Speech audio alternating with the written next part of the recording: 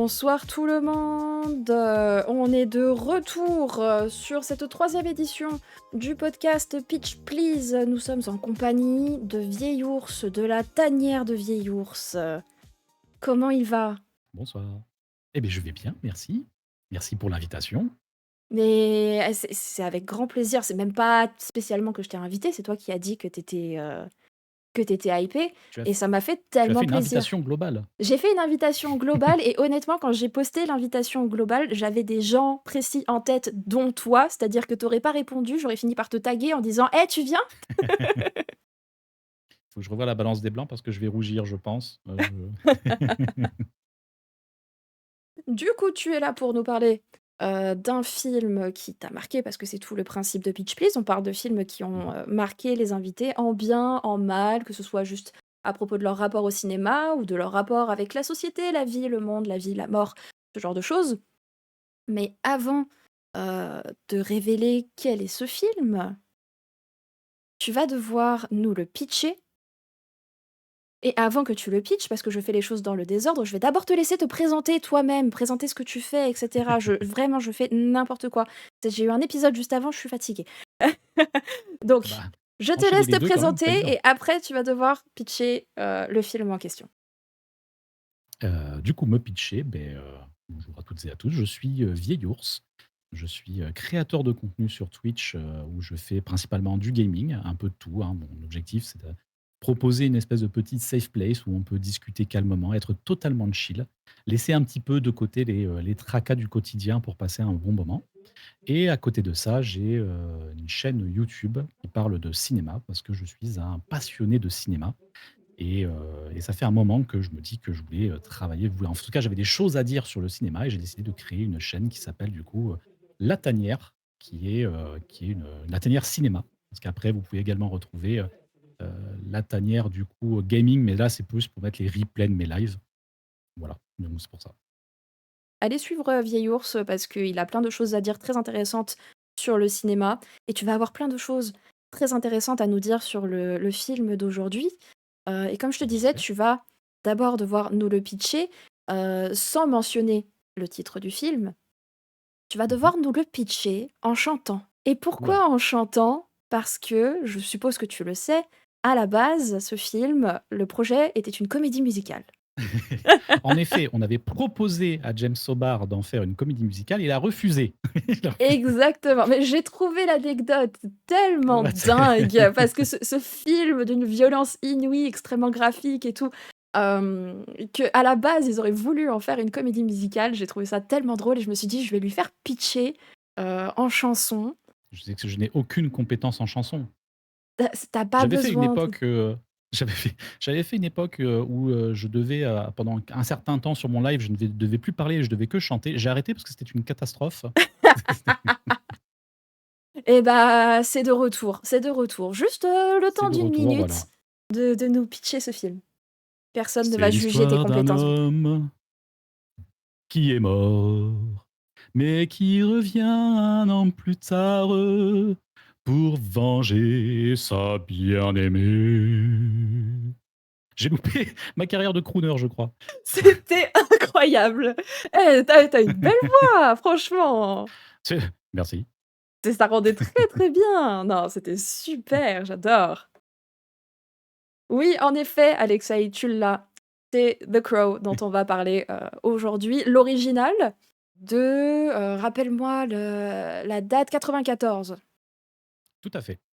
Sorti en 94, réalisé par Alex Proyas, à qui on doit également iRobot, Prédiction et Gods of Egypt. C'est-à-dire que cette personne a Tout à fait fait. un bon film, à mon avis. Je ne C'est suis mon pas humble avis. d'accord.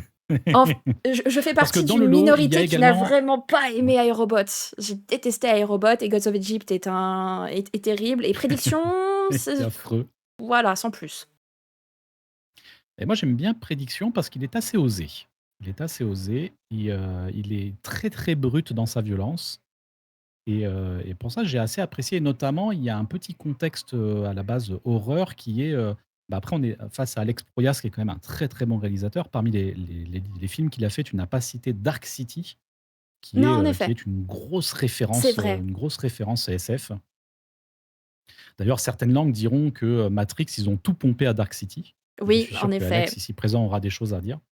Non, c'est vrai que Et quand on regarde les 2 films, il y a énormément de similitudes, hein. du coup, ouais, je pense que c'est, ouais, je sais pas, c'est un réalisateur, je pense, qui a énormément de talent. Mais ouais, dernièrement, il s'est un peu perdu. Alors, je trouve iRobot assez sympa, mais alors c'est vrai que God of Egypt, ça faisait plusieurs années, je crois que ça faisait 7 ans qu'il n'avait pas réalisé de film. Pour nous sortir ça, vraiment là, j'ai pas compris. Ah ouais, Je me suis demandé: «Mais c'était qu'est-ce qui se passe?» c'était pas terrible du tout, du tout, du tout. Pour resituer les gens ici présents éventuellement qui n'auraient pas vu, The Crow, on va se revoir la bande annonce, qui a pas été simple à à trouver.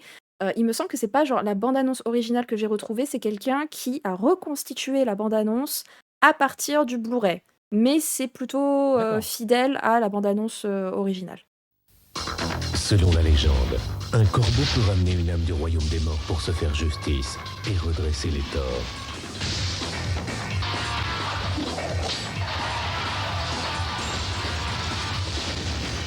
Si tu bouges, t'es mort. Je suis mort. Et pourtant, je bouge. Brandon Lee, C'est une sale journée pour les salauds. The Crow. J'adore le «c'est une sale journée pour les salauds». Ah oui, il y a des répliques un peu des fois dedans. C'est vraiment excellent et je trouve que la bande annonce, elle colle aux souvenirs que j'ai du film. Ce que je te disais tout à l'heure, à mes yeux, j'ai vu le film, j'étais trop jeune pour ce film et c'était il y a longtemps, je l'ai pas revu depuis et ce qui m'a marqué, c'est vraiment ce côté épileptique. Le souvenir en sensation qui me reste de The Crow, ça ressemble à cette bande annonce au final. Il y a une mixité vraiment dans la réalisation et justement, il y a ce côté, de très, très cut, heu, avec des scènes très cut. Alors, on est quand même dans je dirais dans un petit peu dans le haut de gamme, en fait, des scènes cut, parce qu'elles ont quand même tout un certain sens, elles ont toutes été utilisées, mais ça, on aura l'occasion d'en parler un petit peu plus tard. Elles ont vraiment, le ce montage cut a vraiment un intérêt vraiment très, très particulier pour ça. On est loin, de cette fameuse séquence qu'on peut avoir, alors je sais plus c'est quel film où, genre on voit juste un gars courir, passer au-dessus d'un espèce de grillage et il y a 47 cuts qui sont faits, juste là-dedans. C'est complètement affreux à regarder. Là non, on a vraiment c'est vraiment, fait pour vraiment tendre une certaine ambiance et apporter quelque chose parce que le film, à côté de ça, va avoir beaucoup d'instants très contemplatifs. Mmh. Oui, absolument. Et ce qui était d'ailleurs à l'image vraiment de la BD même de James O'Barr. Je m'étais un petit peu à une époque renseigné un peu sur la BD, qui avait vraiment, 2 dessins très particuliers, un dessin ancré très, comment dire? Très brut et un autre où, on avait beaucoup de dégradés dans le noir et blanc. Et que entre le moment où il y avait vraiment les parties d'action, les moments où il y avait ses souvenirs avec sa femme et on avait vraiment ces 2 dessins vraiment différents un petit peu qui s'associaient et je retrouve ça énormément dans le montage aussi du film, dans la manière d'aborder le film. Oui, je trouve aussi que ça a un côté alors je connais pas spécialement les comics originaux, mais le film, d'avoir ce côté très cut, a un côté très BD au final. Ça te décortique bien chaque scène, on t'a vu à plusieurs champs, ça a ce côté un petit peu théâtral aussi, je trouve, donc ça me rappelle Totalement. vraiment, au final, un roman graphique. Et il y a également aussi ce côté, cadre dans le cadre. C'est-à-dire que, c'est en ça que je considère que, Alex Proyas est un bon réalisateur parce qu'il va énormément réfléchir au cadre et à plusieurs reprises dans le film, on a vraiment, au sein même de notre écran, hein, qui est simplement un cadre, un autre cadre qui va être positionné, pour, montrer en fait les acteurs les mettre dans des cadres tout simplement, les mettre dans Oui. des cases, ce qui rappelle énormément la BD aussi. Ouais, ouais, au final, les codes de la BD sont beaucoup dans le film, Mmh. et c'est sympa d'avoir, cet hommage-là. Pour commencer, l'aventure, The Crow, on va, monter dans ta petite, DeLorean personnelle et remonter le temps, jusqu'à jeune ours, bébé ours, a découvert The Crow pour la première fois. C'était à quel âge? Est-ce que tu te souviens c'était où? Est-ce que enfin, avec qui c'était? Dans quelles conditions? Pas exactement, j'ai la période, mais je me souviens pas exactement. Je sais que, bon, à cette époque, j'étais adolescent. J'avais acheté peu de temps avant un lecteur DVD. C'était la grande révolution du DVD. Bébé ours, ça lui va bien, nous dit Loïc. Heu, donc et en fait, ça faisait partie des premiers DVD que je m'étais acheté. Je connaissais pas le film avant de m'acheter vraiment le DVD. Ça m'avait interpellé, j'avais envie de voir ça du coup. Savoir du coup que la question que vous n'avez pas posée, mais sur laquelle je vais quand même répondre. Le premier DVD que je me suis acheté, c'était Le Pacte des loups. Voilà. Donc OK. j'étais très dans Des trucs un dans peu les grands blousons dark. noirs, hein. Ouais. Donc ouais, j'avais acheté, du coup, ce film en DVD. C'était les premiers films que je me faisais en DVD. Et voilà, après c'est là où, à peu près dans cette période-là que j'ai un peu découvert. Donc c'était pas 94, la sortie vraiment du film, ça devait être, 2-3 ans après, je pense. Pas plus que ça.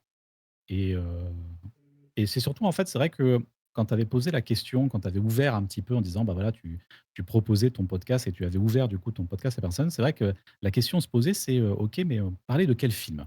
Et tu sais, c'est un petit peu, ça me faisait un peu penser, quand tu es dans une soirée, tu rencontres des nouvelles personnes et tu sais, tu te connais pas trop les personnes, du coup, tu discutes un peu: «Ah bon, toi, tu quoi?» «Moi, j'aime bien le cinéma», et tu sais, tu as toujours des personnes, par exemple, qui connaissent pas trop le cinéma, qui vont dire: «Ah OK», et du coup, qui vont te lancer dans le sujet en disant: «Et du coup, c'est quoi ton film préféré?» Aïe, aïe, aïe. Et c'est vrai que Ah, cette c'est question. la question que voilà, que tout cinéaste, on adore.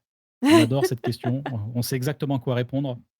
C'est c'est surtout le tendre la perche pour d'un seul coup que la personne en face se mette à parler pendant 6 heures. C'est un film qui a marqué. Alors du coup, marqué, dans quel sens? Est-ce que je parle par exemple de mon plus vieux souvenir de cinéma, qui était Willow, sorti en 1988, hein, c'est mon plus vieux souvenir de cinéma. J'adore. Et puis en fait, il y a ce choix de The Crow qui s'est imposé à moi parce que, bah, comme je disais tout à l'heure, je rentrais un peu dans l'adolescence. J'étais vraiment dans cette période où j'étais, vraiment en train de construire ma culture musicale. C'est vraiment le moment où bah, voilà, je construis ma culture musicale, ma culture cinématographique, ma culture en général d'ailleurs, hein, musicale également. Ah, musical est pas Et complètement faux, hein, la musique est très non, importante non, bien sûr. dans The Crow. Ah oui, ah oui, surtout oui, le contexte rock, d'ailleurs, il y a Iggy Pop qui avait participé d'ailleurs, il me semble, Au deuxième. au film, qui avait participé au deuxième, mais je crois qu'il avait participé à la musique du premier. Ça, j'ai un doute là-dessus, mais en tout cas, oui, en tout cas, il était présent dans le second. Et pour raccrocher les wagons, du coup, en fait, pourquoi, The Crow? Parce que, c'est vraiment dans ce film, dans une certaine scène, avec un petit peu ce montage très cut, où, forcément, j'ai ressenti des émotions. J'ai ressenti forcément, de la tristesse, j'ai ressenti un peu de peur, j'ai ressenti de la colère, en fait, vraiment dans une certaine scène. Et en fait, c'est la première fois, je me de m'en souvenir, où je me suis interrogé, dire: «Attends, je ressens ça, mais pourquoi je ressens ça?» Oui, bon, OK, la scène, elle est triste, la scène, elle est violente, tout ça, donc voilà, mais qu'est-ce qui fait que je l'ai vraiment ressenti? Et c'est en gros, sur The Crow, que pour la première fois, j'ai conscientisé que le réalisateur, par, le montage, par, les plans qu'il avait choisis, par, toute la photographie, parce qu'il y a énormément de jeux de couleurs aussi dans le film The Crow. Il y a beaucoup de couleurs qui sont très choisies, des fois ça peut être très rouge. Tout ça est fait à un moment donné pour me faire ressentir une émotion et en gros, c'est la première fois où, je suis passé de spectateur, en gros, de cinéma à, gratter un peu plus la surface pour comprendre le cinéma derrière, Mmh. en fait. C'est Et génial et ça a d'avoir été un petit peu, ce ce film qui a été déclencheur. ouais, d'avoir ce twist où tu te dis: «Et puis le cinéma, c'est pas juste me divertir, le cinéma, il y a un artisanat derrière» et ça te donne envie d'en savoir plus sur comment un film est fait et les mécaniques qui vont justement te faire ressentir des choses, et qu'est-ce que c'est la lumière et qu'est-ce que c'est un bon montage, c'est d'avoir ce moment-là, mais on peut tout de suite, aller, dans le lard et parler de cette scène justement. C'est quoi cette scène qui t'a marqué en particulier? Bah, c'est, une des scènes qu'il y a au début du film, donc pour rappeler un petit peu le pitch autrement que de manière, chantée. On a donc du coup, 2 personnages principaux qui sont un couple, qui, vivent dans un appartement délabré à moitié.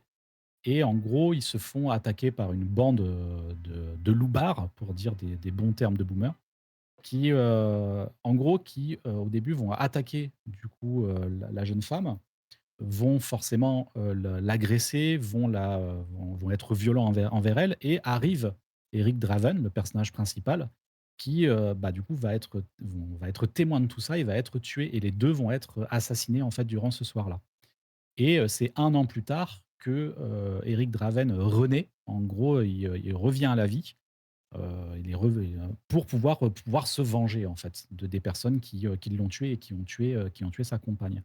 Et en gros, pour représenter toute cette scène, il y a, donc cette scène-là, la scène où la jeune femme se fait agresser, où Eric Draven arrive, qui se fait lui-même torturer. À la fin, il se prend une balle et il est jeté, du haut de son immeuble. Il est jeté par la fenêtre. Toute cette scène-là et on va avoir un contexte, en fait, on va avoir une manière de filmer qui va être, donc un montage, comme on disait, assez cut avec, beaucoup de changements au niveau des fois au niveau des couleurs, mais aussi il y aura beaucoup de séquences qui seront, en POV en fait, ou comme si on était les acteurs eux-mêmes en fait. Mmh. La caméra est positionnée à notre place, les acteurs nous regardent directement, comme dans les yeux. Il y a notamment ce passage où on est la jeune femme, où on voit bien qu'on est au sol et d'un seul coup on a ces hommes qui nous viennent par-dessus. On a vraiment tout ça et qui viennent justement rajouter toute cette tension au niveau du film, tout ce et hem et c'est cette fameuse scène-là qui était très assez compliquée à regarder, moi qui m'avait assez choqué, je me rappelle quand je l'avais vu pour la première fois et il y a tout, comme je disais, donc tout, comment dire? Toute cette construction qu'il y a autour de la filmographie pour pouvoir justement transmettre toutes ces émotions. Ouais, ouais, au final, ce Le qui rouge et cette couleur t'a rassurante. oui, en effet. Bah, c'est un film, quasiment en noir et blanc au final où seul le rouge, Très. émerge. C'est un côté un petit peu, Sin City avant l'heure au final. Ce qui t'a marqué de cette scène, c'est les mécanismes qui te font comprendre, ce qui se passe, en te le montrant et en te suggérant aussi d'autres choses et vraiment, en essayant de te le faire vivre au final, c'est ça? C'est ça, exactement. On a vraiment on ressent vraiment cette intention du réalisateur de nous mettre vraiment au cœur de cet instant qui est l'élément vraiment important du film. C'est l'élément déclencheur. C'est la scène primordiale, en fait, au niveau du film parce que c'est elle qui va vraiment, donner du sens à la quête de vengeance du personnage principal. C'est parce on nous a mis à leur place, on nous a fait ressentir, toute l'horreur, en fait, de cet acte, qu'on légitime les horreurs que lui va faire par la suite. D'ailleurs, le film qui va s'interroger aussi sur, à un moment donné, sur ces horreurs, sur cette quête de justice, sur le sens vraiment de la justice. Est-ce que c'est de la justice d'ailleurs? Ou est-ce qu'on est dans de la justice ou de la Mmh. simple vengeance ou pas? Ouais, au final, si cette scène clé n'avait pas été aussi impactante et réussie et n'avait pas créé autant d'empathie, le reste du film pourrait perdre en sens. Je pense, ouais, totalement. Je pense totalement. En plus, il y a tout un aspect très comme tu as dit, très, noir dans le film. Il y a un fort côté assez gothique, on va pas se le cacher, dans tout le film, une forte imagerie et même dans cet appartement qui devient même carrément un symbole. Dans leur appartement, ils sont j'ai l'impression qu'ils vivent un peu dans les combles et ils ont une énorme fenêtre qui est un énorme Oui. cercle, en fait, et c'est par d'ailleurs cette fenêtre qu'il est projeté, donc il y a un côté très graphique, très cathédrale aussi en passant, comme si, ce lieu était leur propre sanctuaire de vie, en fait. Il y a un côté très mystique, en fait, là-dedans et du coup, il y a beaucoup d'imagerie qui va parce qu'il revient, Eric Draven va revenir beaucoup dans cet appartement. Il y a toute cette imagerie qui va tourner autour de ça et toute cette scène le pose vraiment les choses. Elle pose vraiment tout ce contexte-là, en fait. Et d'ailleurs, hein, je vous recommande absolument, enfin, faut pas du tout regarder ce film, en plein jour, parce que la moindre luminosité dans votre appartement fait que vous allez rien y voir. C'est vrai que c'est très, très sombre Il et est de toute très sombre, façon, même pour se si mettre dans le mood, c'est mieux de se mettre dans le noir, éventuellement avec quelques bougies. mmh, ah oui, de toute façon, toujours avoir une petite lumière, pas mettre dans le noir complet parce que c'est pas bon pour les yeux. Mais mais de toute façon, il est à côté de ça, la photographie, par contre, est très bien faite. C'est-à-dire que même si le film est sombre, l il reste visible, il reste lisible. C'est déjà arrivé, on a sur certains films, le 1 qui me vient en tête, je crois que c'est Doom, qui a des passages qui sont sombres, mais tu vois que dalle. Mmh.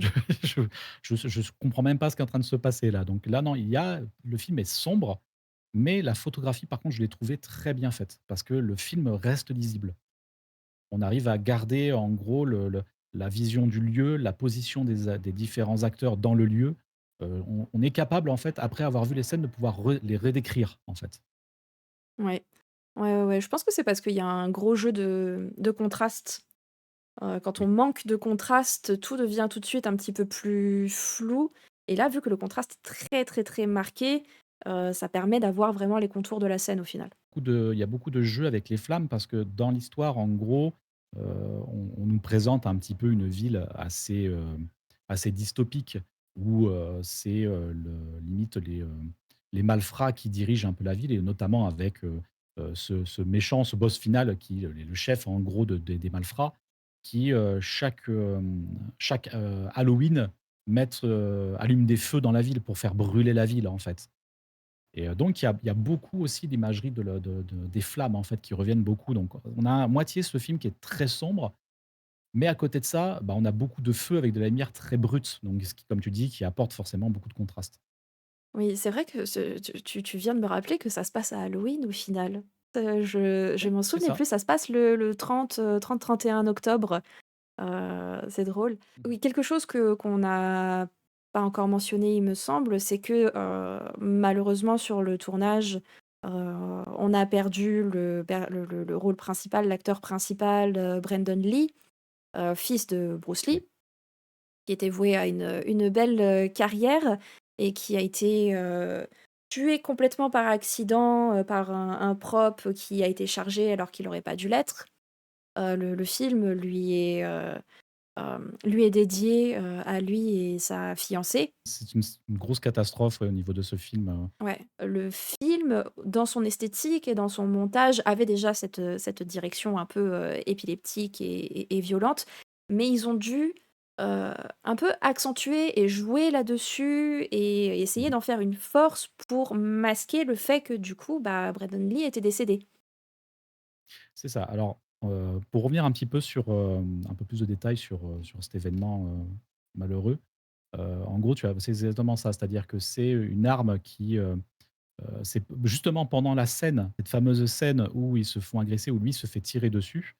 En gros, l'arme avait été utilisée, la veille ou l'avant-veille, je ne sais plus, pour tourner des gros plans et quand c'est comme ça, en fait, ils vont utiliser donc des fausses balles dans lesquelles on a la douille, pour rappeler la composition d'une balle, on a la douille, on a la balle, on a la poudre et on a le déclencheur. En gros, le déclencheur fait un léger impact qui va enflammer la poudre, qui va propulser la balle et après la douille, c'est elle qui sort. Mais là, ce que la balle qui avait été utilisée, c'était une balle, en fait, où il n'y avait pas, de poudre à l'intérieur.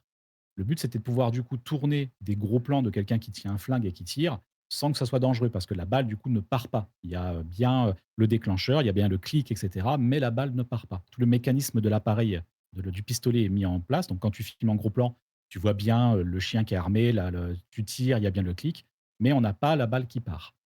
Ce qui s'est passé, c'est que, bah, en utilisant ce pistolet pour ça, en gros, la balle a quand même quitté la douille, mais est restée dans le canon du pistolet. Et quand ils ont fait la scène, justement, où donc, du coup, Brandon Lee devait se faire tirer dessus, donc il avait sur lui, l'appareil qui permettait de faire, simuler l'impact, comme si avec le sang et cetera.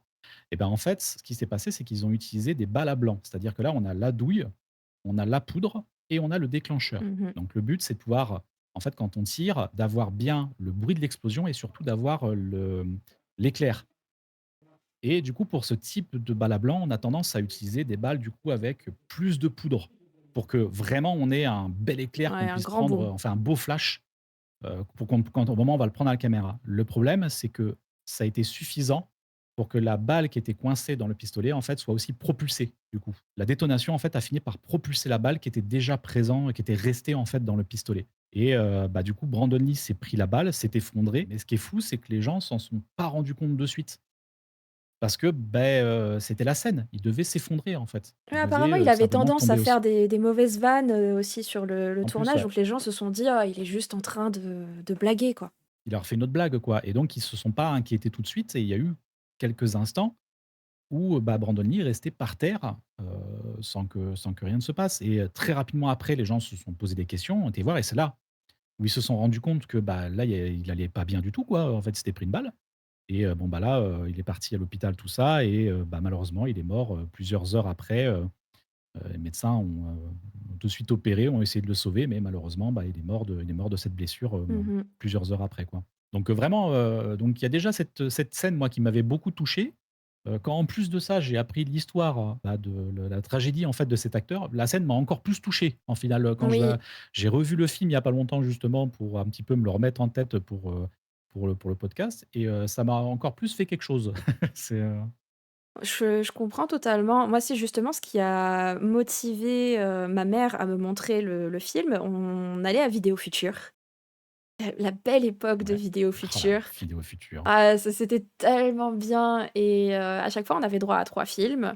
Ma mère, grande, fan de cinéma, connaissait plein de choses et il y avait The Crow sur, un des étals et elle me dit, hein: «Celui-là, ce film, il est magnifique et en plus c'est tragique parce que l'acteur principal qui est le fils de Bruce Lee, il est mort sur le plateau» et c'est un peu glauque, mais ça a vraiment été la motivation principale pour découvrir le film, pour me le montrer et c'est vrai qu'une fois que tu as cette information, donc pour ma part avant de voir le film et que tu vois, bah, le film et la scène où il meurt et toute sa vengeance et tout, l'entièreté du film prend une toute autre dimension, je trouve.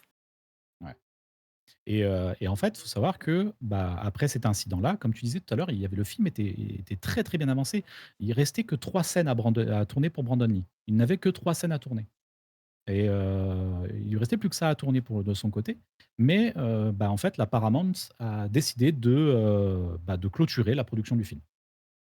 Ils ont dit: «Bon, bah, l'acteur, il est mort, on Ouais. ferme, on met ça dans la case pertes et profits et puis basta». Et en gros, bah, je sais qu'il y a Alex Proyas qui s'est un peu battu pour pouvoir, finaliser le film. Il faut savoir que pour pouvoir, alors ils avaient fait des masques à l'image de Brandon Lee pour, bah, notamment les cascadeurs quand ils prennent la place pour, bah, pouvoir, avoir, ressembler un peu à l'acteur, ce qui se faisait souvent vraiment avant les effets spéciaux.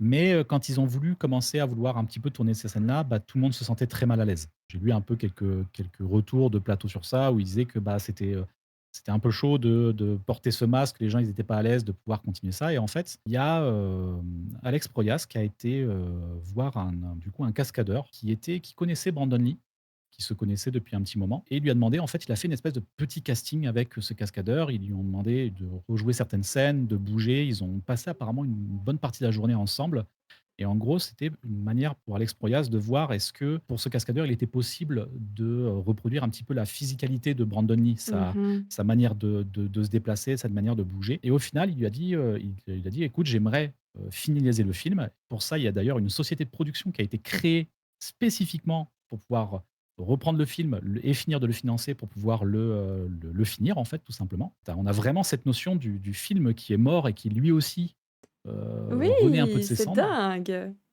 Tu vois? On a vraiment tout ce contexte-là qui est assez ouf sur ce film et en gros, bah, en fait, ils l'acceptent, ils finissent par prendre du coup, un cascadeur pour pouvoir tourner ces dernières scènes. D'ailleurs, il y a notamment une scène, pour ceux qui ont vu le film, c'est la scène où il y a la jeune fille, qui était une amie à eux, qui vient dans l'appartement et qui le cherche et d'un seul coup, il y a un effet qui est très joli où, elle trouve pas donc elle trouve pas, Eric Draven, dans l'appartement et à un moment donné, elle s'en va en disant: «Bah, de toute façon, je sais que, voilà, tu m'as jamais aimé» ou une connerie comme ça, je sais plus ce qu'elle dit exactement et là, on voit en arrière-plan, il y a la lumière qui traverse cette espèce de grande fenêtre ronde et on a la silhouette du coup de The Crow qui est posée comme ça derrière, qui apparaît avec l'ombre qui s'étire sur le sol Mmh.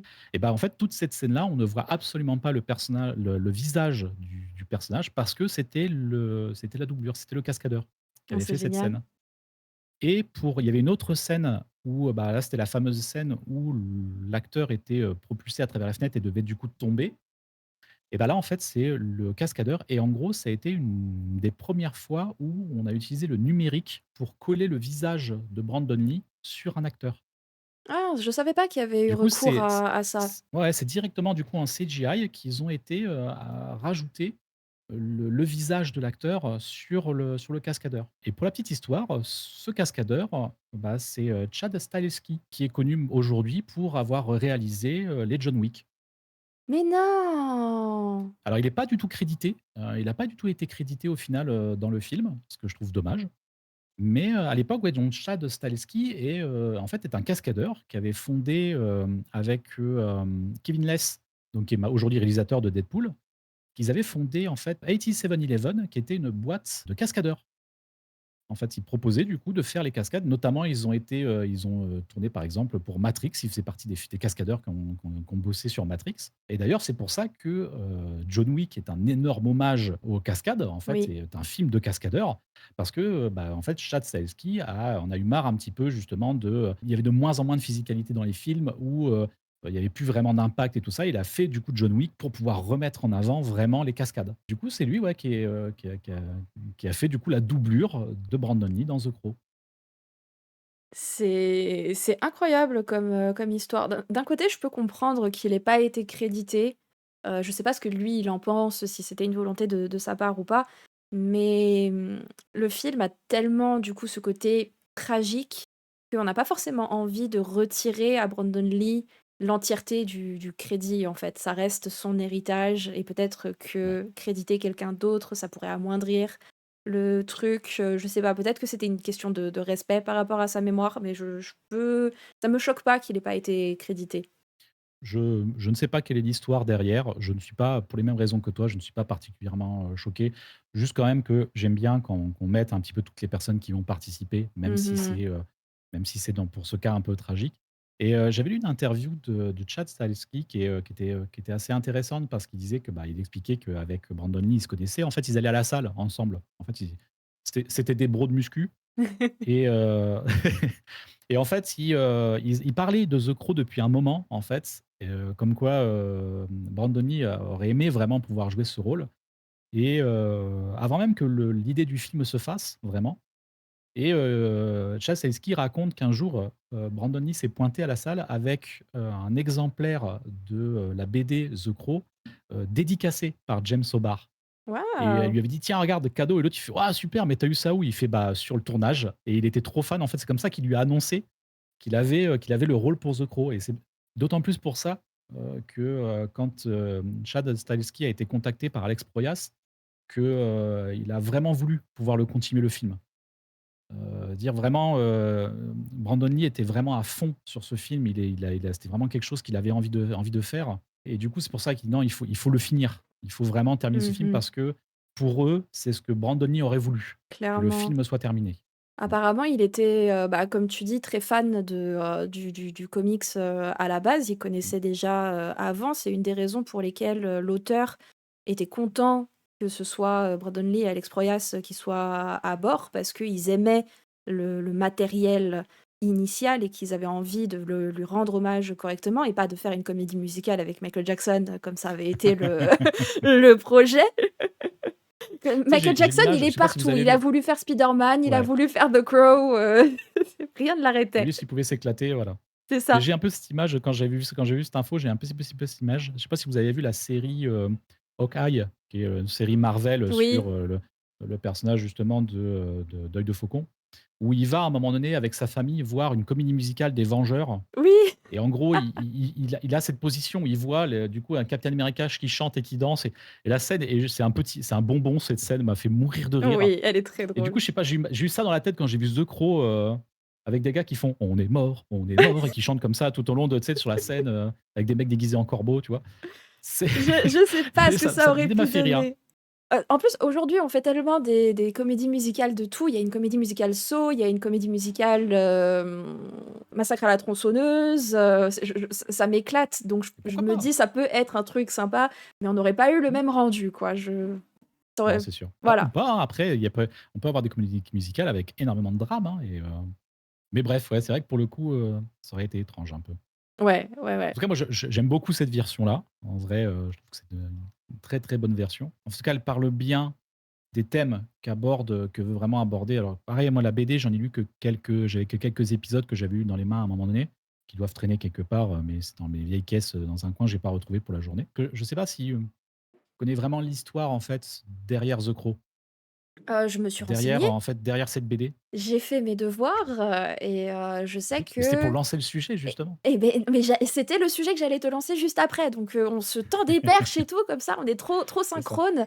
C'était en effet donc le cette histoire au final est tragique de bout en bout, parce que l'origine même Complètement. de la BD, c'est, la perte de l'auteur, le qui a perdu sa fiancée dans un accident de voiture et il a écrit la BD un petit peu pour faire son deuil, pour se défouler, pour, au final, il a sa propre vengeance écrite contre ce chauffard qui lui a, arraché sa fiancée.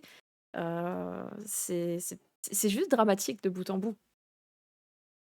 Et c'est ça, c'est exactement ça. Il y avait, faut savoir que James O'Barr, de ce que j'ai pu lire, quelqu'un qui, est passé de foyer en foyer, qui, Oui, oui, oui, je il crois avait même une qui a déjà enfance, vécu dans la rue. tragique.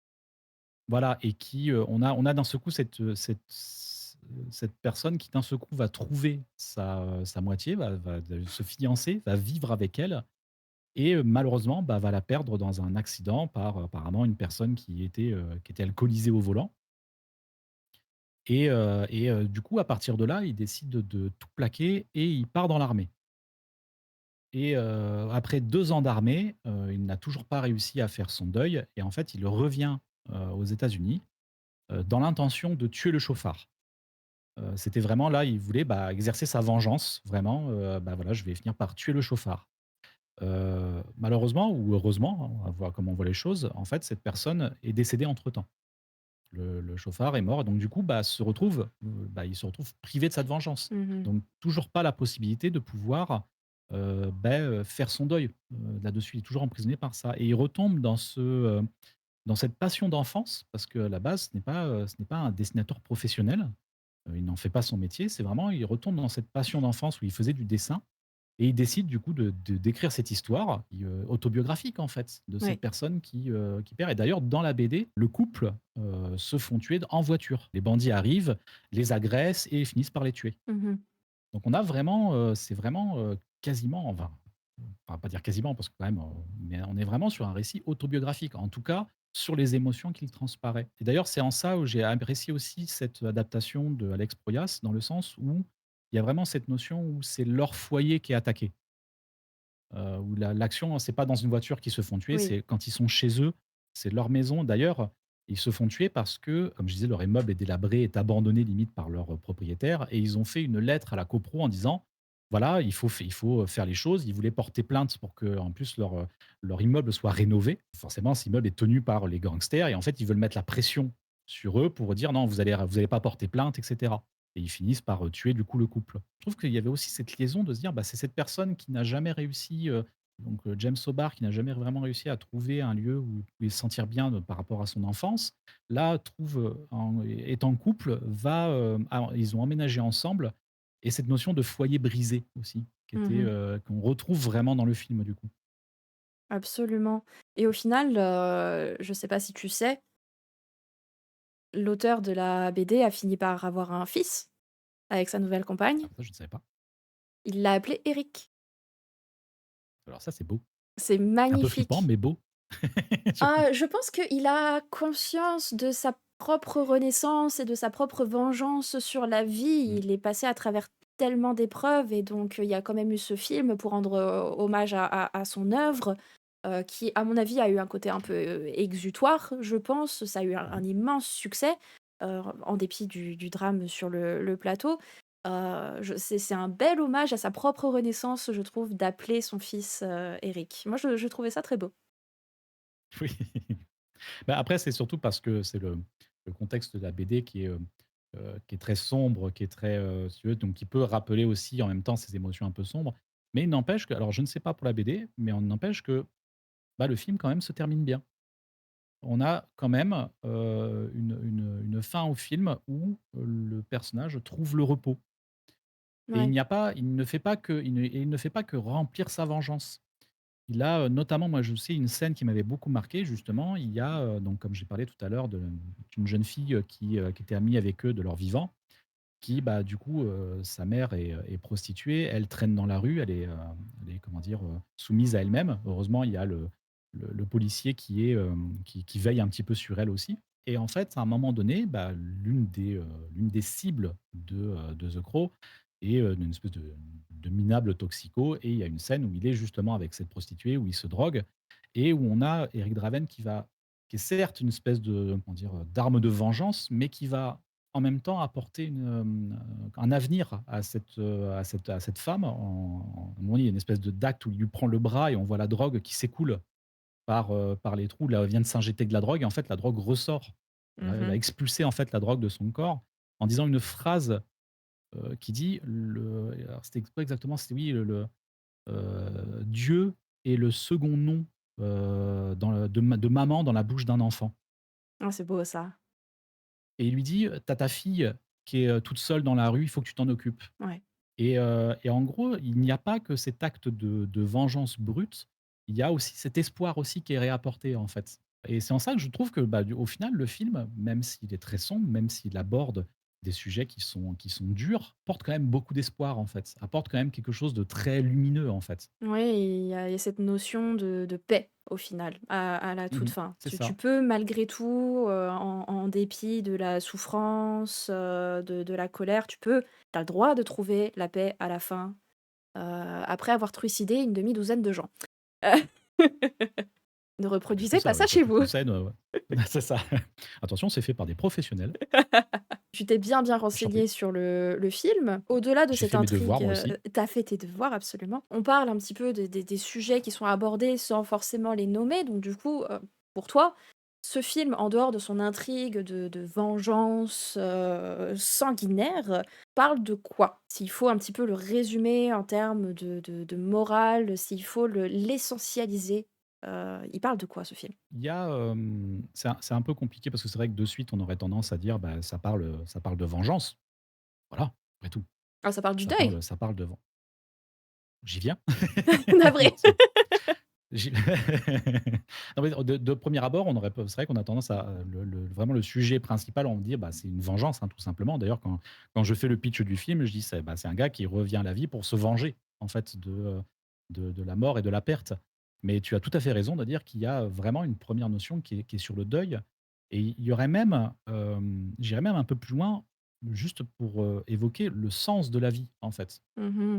Quel sens on met dans notre vie? Parce que on n'a pas beaucoup parlé, de l'antagoniste, du boss final un C'est petit peu vrai. du film. En gros, on a bien entendu ce groupe de bandits qui le tuent, qui tue sa compagne et cetera. Donc c'est en gros les différentes personnes qu'il va tuer au fur et à mesure de film.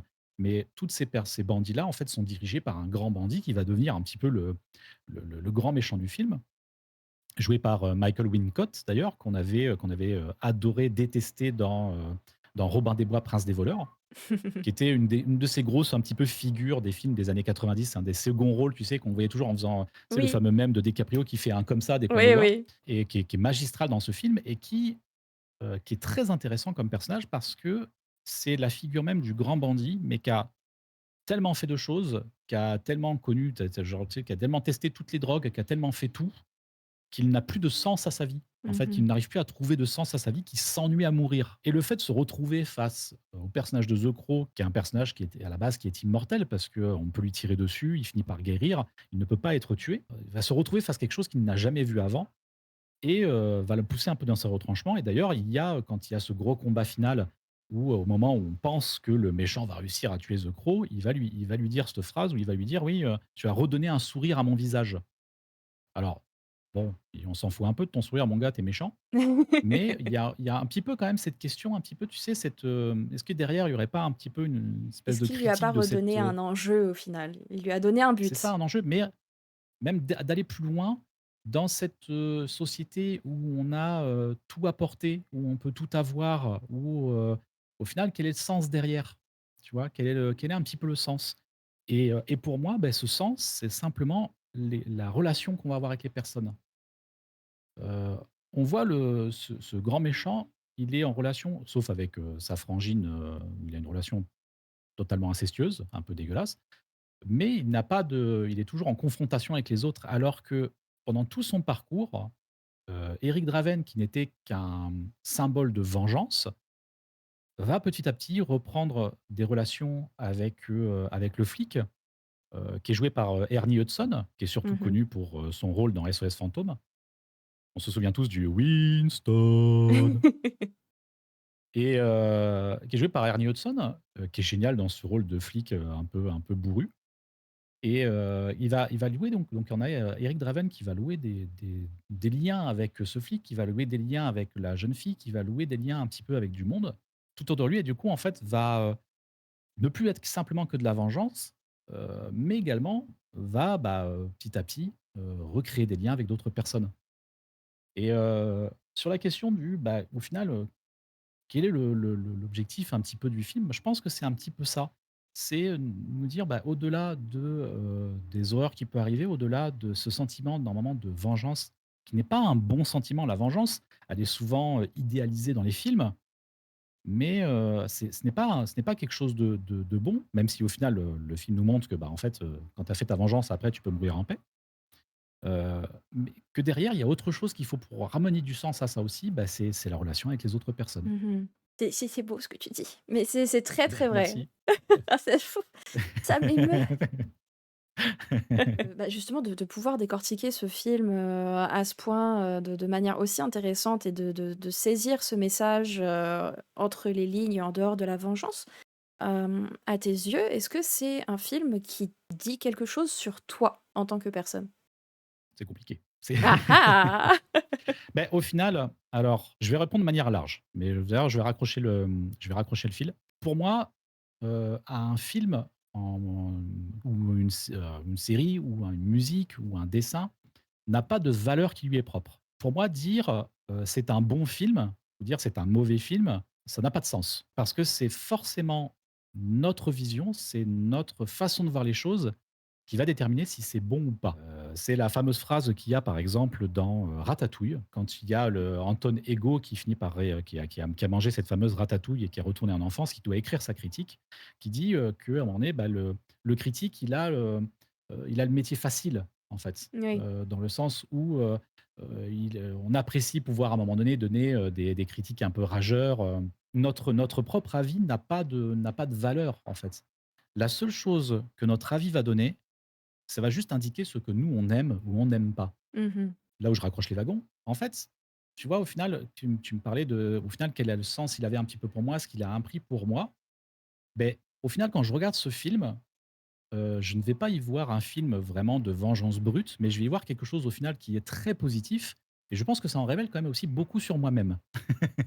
Bah oui, oui, oui, en effet. La Donc c'est lecture qu'on surtout en fait, ça. justement, ça révèle des choses. Non, mais je suis plutôt d'accord avec toi sur le fait que, dire d'un film, il est bon, il est mauvais, ça a pas tant de sens parce que ce que toi, tu vas trouver mauvais, c'est le bon pour quelqu'un d'autre. C'est peut-être que t'étais pas la personne visée, t'es pas la personne à qui ça parle. Ça veut pas dire que l'œuvre est bonne ou mauvaise, ça veut juste dire que ça a pas matché, ça a pas collé. Ça va coller pour quelqu'un d'autre, ça sert à rien de dénigrer une œuvre parce que ça a pas matché avec toi. Et il y a surtout ce fait aussi, on peut se cacher derrière en disant: «Oui, mais attends, moi je vais analyser une œuvre à partir d'éléments factuels, Oh. avec, des éléments objectifs où, un film, il doit être tourné comme ça pour qu'il soit bien». Oui, mais dans ces cas-là, tu vas donner des avis subjectifs. C'est-à-dire tu vas déterminer des règles qui sont au Mmh. final subjectives et tu vas dire: «Bon, ce film, il est bon parce qu'il respecte ces règles», mais au final, c'est des règles que toi-même tu as Voilà, attribuées à au la film. fin, il y a pas de vérité unique et universelle, sur ce qui fait un bon film ou un mauvais film. Même si au final mon avis prédomine, mais, ça c'est autre chose. Est-ce que tu es, familier avec la théorie des 6 poignées de main? Absolument pas. La théorie des 6 poignées de main, c'est que au final, on est tous, je grossis le trait, on est tous liés les uns aux autres, à part juste avec 6 poignées de main. D'accord, OK, je connaissais le principe, mais pas sous ce nom-là. Voilà, c'est la théorie des 6 poignées de main.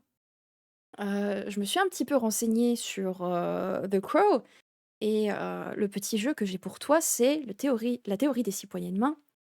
Je vais te dire, à combien de poignées de main est le film de Autre chose. Tu vas devoir me dire si c'est vrai ou pas. Je suis pas sûr, on va se lancer, je suis pas sûr d'avoir bien compris, Ce mais sera ce sera clair une fois que tu seras dedans. d'accord, Par exemple, j'imagine. première phrase: «The Crow est à une poignée de main du film Les aventures de Shark Boy et Lava Girl». Est-ce que c'est vrai ou faux? Il y a tellement de connexions qui se font dans ma tête en ce moment.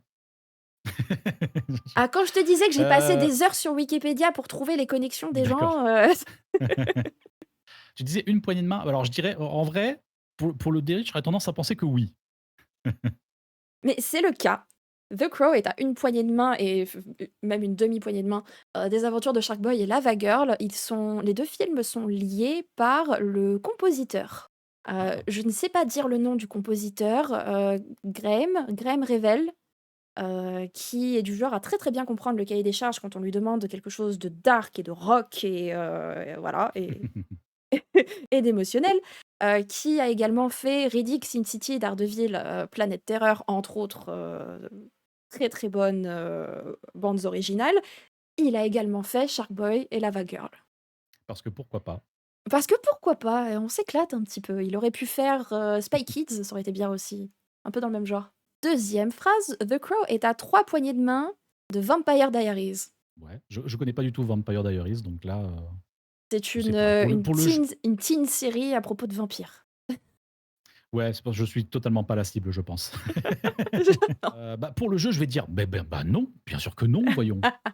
Si, The Crow est à 3 poignées de main de la série The Vampire Diaries parce que Brandon Lee étant le fils de Bruce Lee avait pour élève Steve McQueen. Steve McQueen était le grand-père de Stephen R. McQueen qui joue dans Vampire Diaries.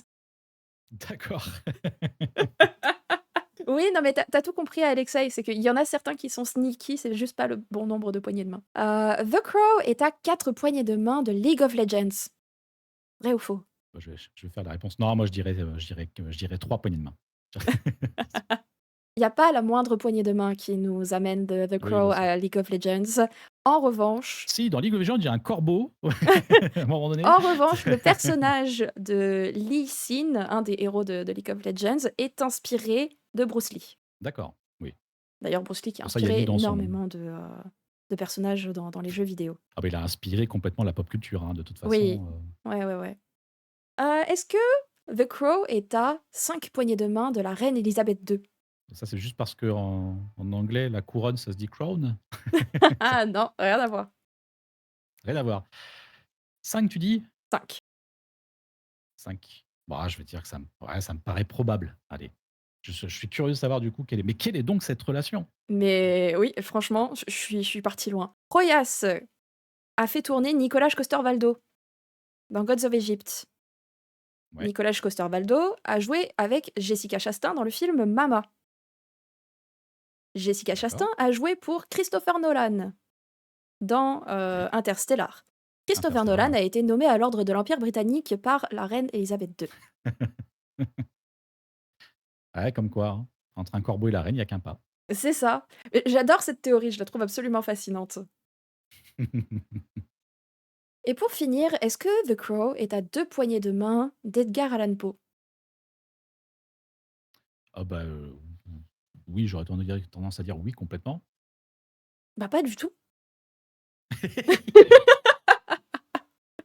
Il y a pas la moindre poignée de main entre The Crow et Edgar Allan Poe. Faut dire qu'on est clairement pas sur les mêmes siècles, de toute façon. Ça aurait été compliqué. Bah oui, mais c'est pas, hein. Mais c'était pour faire la suite. Le poème Le Corbeau d'Edgar Allan Poe est cité dans The Crow. D'accord. Tu vas pas me dire que ça, tu Oui. savais pas? Eh beh non, ça je ne le savais pas. Et bah, Eric Draven fait interruption dans un magasin et il se met à réciter un poème un C'est petit vrai. peu à sa façon. C'est pas exactement le poème, mais c'est tiré du Corbeau d'Edgar Allan Poe. Incroyable. Je suis contente, c'est moi qui t'ai appris un truc. Et comme quoi. J'aime Euh, beaucoup le commentaire d'Alex, image mentale de la reine d'Angleterre revenant pour se venger. avec le maquillage façon Alice Cooper et tout, Ouais, c'est ça. la totale. Que du coup, le maquillage de Brandon Lee était inspiré de Alice Cooper. Et après, ce maquillage a inspiré un catcheur qui a fait son personnage qui s'appelait également le Corbeau. Je continue de t'apprendre des trucs ou pas? Non, c'est le catcheur, je savais, je me souvenais plus de son nom, du coup, mais le catcheur, ouais, je savais. J'ai pas le nom du catcheur en particulier, je sais juste que son personnage s'appelait le Corbeau. Est-ce que C'est quand même incroyable toutes ces choses que l'on apprend. moi j'aime bien les petits fun facts qui te font briller en société. La prochaine fois, tu sauras. Tout à fait. Voilà. Je vais faire une vidéo, du coup, le saviez-vous là-dessus. Tu vas me piquer mes anecdotes. Voilà, tout à fait. Et comme ça, j'aurais toute cette YouTube monnaie rien que pour moi. Ah!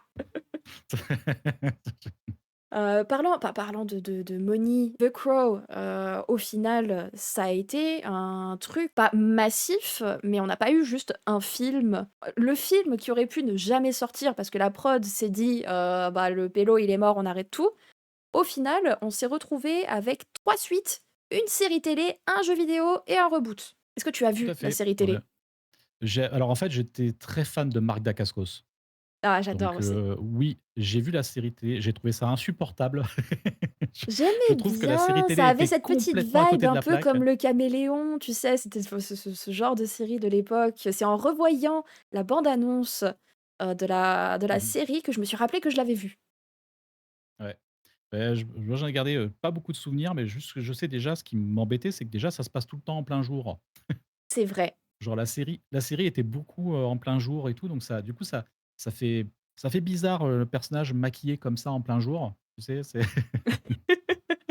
C'est, les chanteurs de Kiss avant un concert. Ça fait voilà, bizarre. c'est exactement ça. Mais tu sais quand ils sont, tranquillement en train de boire un coup, dans leur loge ou, C'est ça. en train de lire un bouquin ou tu les vois dans le quotidien et ça fait bizarre. Ça fait mais oui, oui, série, il y a eu 2 ouais, 3 films, ouais, du coup et donc du coup, on me disait tout à l'heure dans le second, il y avait Iggy Pop qui avait même participé. Ouais, D'ailleurs, mais comment il s'appelait déjà l'acteur? C'était un Français qui avait joué Éric Draven dans le second? je regarde ça rapidement. Vincent Pérez. C'est ça, Vincent Pérez qui avait joué du coup dans le second opus et là, il y a eu le reboot, ouais, Qu'est-ce qu'on en heu, pense de ce reboot? j'ai pas vu. Tu l'as J'ai pas pas vu? vu. J'ai pas eu l'occasion, de pouvoir aller le voir au cinéma. J'avais un petit peu envie de le voir, même si j'ai très, très peur. Ouais, Très, très peur. Ah, je vais pas faire ça, honnêtement. La peur prend je le le regarderai. dessus. Je regarderai à un moment donné ou un autre par curiosité. Mais, c'est vrai que, après parce que quand même, j'aime beaucoup Bill Skarsgård. Je trouve que c'est vraiment un excellent acteur qui se met énormément en Oui. danger dans beaucoup de ses rôles et j'apprécie du coup, j'apprécie ça en fait. Mais c'est vrai que pour le coup, je sais pas. Je sais pas, est-ce qu'aujourd'hui on peut encore avoir cette image gothique? Est-ce qu'on peut, voilà. Je sais pas du tout ce qu'ils en ont fait, donc ça se trouve peut-être qu'il est bien, hein. Après, quand on voit un petit peu ce que les gens en pensent, apparemment pas, Les mais les échos étaient pas très, très bons, ouais. ce qui m'a encore plus dissuadée de lui donner une chance. Peut-être qu'éventuellement, un dimanche pluvieux, il est sur, une plateforme de streaming, je le Mmh. regarderai pour l'amour de Bill Skarsgård. Mais ouais, j'ai un doute, sur la qualité, du truc, enfin que ça me parle. Surtout parce que, bah, l'original est tellement légendaire. Les échos aujourd'hui, ça veut plus dire grand-chose et là, je suis assez d'accord avec ce point-là. On en parlait sur le Mmh. tout premier podcast et j'avais une question par rapport à ça et je n'ai plus, ma question. Si, hem, du coup, reboot, mis de côté, est-ce que The Crow, celui de 94, à tes yeux, a bien vieilli? Ou est-ce que en le revoyant justement récemment, tu as peut-être un petit peu changé d'avis dessus? Tu t'es dit: «Ah, ça a mal vieilli finalement, ça, c'est pas terrible»? Souvent, bien souvent, ce qui vieillit mal, ça peut être les effets numériques. On a ou les effets visuels de manière générale peuvent mal vieillir. C'est vrai que si tu regardes, par exemple, King Kong qui est sorti en 1933, tu peux voir l'effet un peu saccadé des animations image par Mmh. image. Tu peux voir un petit peu les effets. On est habitué maintenant, on a l'œil qui est habitué à voir, des effets visuels. Donc c'est vrai quand on revoit, on dit: «Ah, on les voit les effets visuels, ça a un peu mal vieilli». Mais derrière, tu peux dire quand même, tu peux reconnaître du coup que qu'il est bien fait derrière et qu'il reste cohérent. On a notamment, par exemple, un des films que je trouve qui vieillit vraiment bien, c'est, Jurassic Park. À part d'un seul coup, tu vas voir: «Ah tiens, il y a peut-être tel effet numérique», tu sais, que tu vois un petit peu loin, qui tremble un peu haut. Tu fais: «Ah oui, là, il y a un petit truc», mais qui arrive très bien à vieillir parce que derrière, ils ont beaucoup la part belle sur les effets, physiques avec, des animatroniques, avec, des choses palpables, en fait et c'est quand il y a eu cette ère un petit peu de la 3D, du fond vert quand il est arrivé. Aujourd'hui, il y a beaucoup de films, tu les revois maintenant, tu fais: «Ah le fond vert, il a vieilli là. Là, voilà» Oui, oui, oui, et oui. pour le coup, il y a, sur certains passages, notamment cette scène de Eric Draven qui tombe justement, c'est une incrustation qui a été faite bien sûr, en plus de ça, on a le visage, même si ça se voit pas trop, je pense, qui avait été mis sur le cascadeur et on a certains plans comme ça d'incrustés des fois qui ont tendance un petit peu à mal vieillir. Mais je trouve que par contre, d'un point de vue du style, il est pas trop ancré dans une époque. Tu as certains films, on s'est regardé, on a rigolé parce qu'avec ma femme, on voulait aller le voir au cinéma, le dernier, Souviens-toi l'été dernier, Mmh. et on s'est refait les 2 premiers films du coup, et on a revu le premier film, on a fait: «Ah, l'époque!» Ah, j'ai On bien a aimé, je l'ai reconnu dans revu il y la a pas longtemps aussi, je trouvais que ça avait pas le trop mal premier est chouette. vieilli.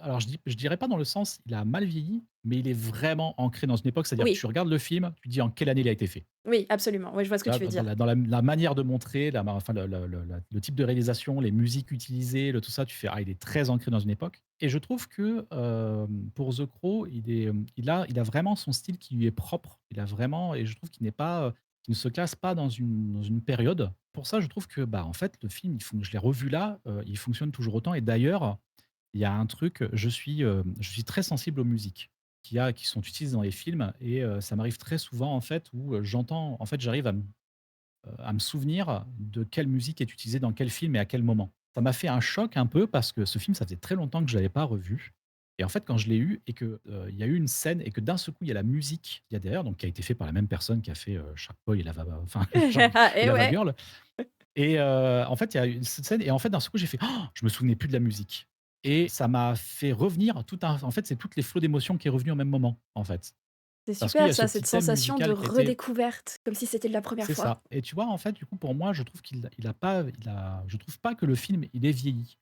Parce que, il reste cohérent, il est pas ancré dans une époque. Les effets visuels restent quand même, très bons. Alors il y a beaucoup de plans du corbeau qui vole comme ça dans une ville, Oui. qui fait très, ville maquette, carton-pâte un peu. Tu sais, des moments, tu vois un petit peu Ouais. les effets comme il y a beaucoup, comme je dis, il y a beaucoup de flammes aussi.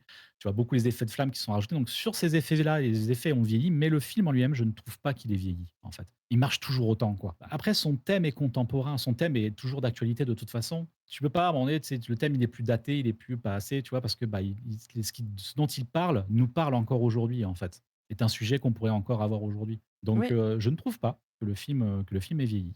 Ouais. Alexei nous dit autrement. Il nous dit qu'il a eu du mal, pas tant les effets spéciaux qui ont été un problème, c'était peut-être soit le style, soit le montage. Ce que je peux comprendre, hein, on n'est vraiment pas Mmh. sur une patte graphique qui va plaire à tout le monde. Je pense qu'il y en a, ça doit leur filer une migraine de zinzin. Il y a quand même certaines, Alors, je trouve certaines pas tant que séquences un ça. peu, ouais, non, tu trouves pas? Non, je trouve pas tant que ça. Il y a des séquences qui sont cut, mais encore une fois, je les trouve à chaque fois lisibles. En fait, il y a Mmh. un petit jeu que j'aime bien faire quand c'est comme ça, c'est, me dire à un moment donné: «Tiens, là, il y a une scène, d'un seul coup, si je ferme les yeux, est-ce que j'arrive à me repositionner le contexte, c'est-à-dire le décor et où se trouvent tous les personnages?» Et tu vois, par exemple, il y avait une scène, c'était, alors attends, merde, comment il s'appelait ce film? Comment il s'appelle? Le Choc des Titans. Oui. Et à un moment donné, il y a une scène où ils sont dans le désert et ils se battent contre un scorpion. Il y a une espèce de scorpion géant qui Mmh. sort et ils se battent contre le scorpion. Et en fait, je suis là: «Putain, je comprends rien à cette scène». Tu sais, ils se battent, mais tu sais, ça la caméra bouge dans tous les Ouais. sens, il y a des cuts, ça part dans tous les sens, je comprends rien. Et en fait, c'est genre à la fin de la scène, je fais: «Ah putain, mais il y avait 2 scorpions». En fait, j'avais pas compris qu'en fait, il y avait 2 scorpions et qu'en gros, le groupe était divisé en 2 et qu'ils se battaient chacun contre un scorpion, en fait. Ah Tellement le ouais, là, truc on était, on on est vraiment sur un mauvais editing, là.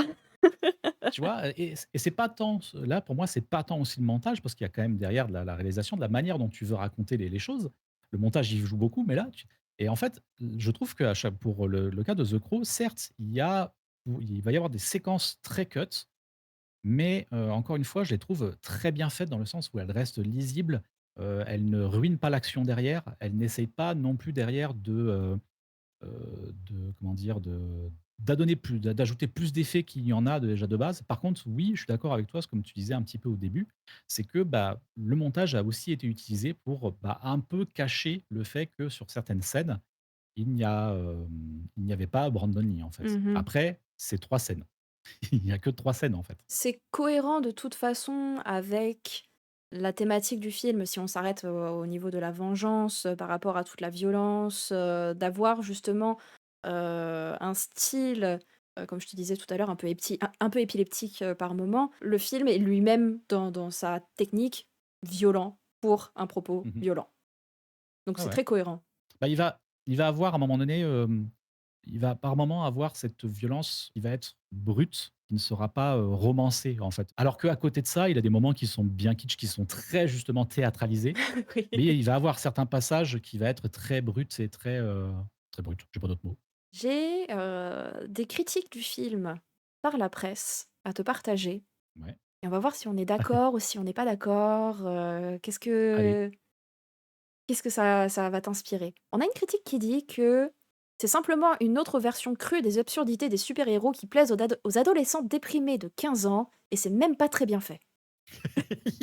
Et c'est pas très bien fait.